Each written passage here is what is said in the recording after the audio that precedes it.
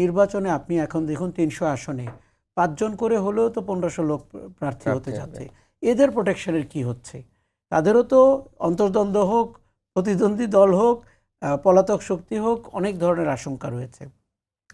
এই নির্বাচনটিকে প্রশ্নবিদ্ধ করতে পারলে অভ্যুত্থানকে প্রশ্নবিদ্ধ করা সম্ভব। এই অভ্যুত্থানের নেতৃত্বকে প্রশ্নবিদ্ধ করতে পারলে গণ অভ্যুত্থানকে প্রশ্নবিদ্ধ করা সম্ভব। এই আশা কিন্তু অনেকেই ছাড়েননি এবং এই দক্ষতা যোগ্যতা তাদের রয়েছে।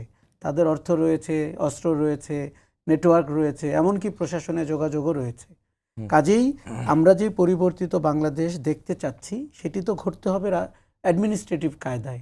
সেই জায়গাটির দায় কিন্তু সরকারের। সরকারকে আমি বলবো যে তাকে তার রোলটা প্লে করতে হবে। দ্বিতীয় দায় রাজনৈতিক দলগুলোর।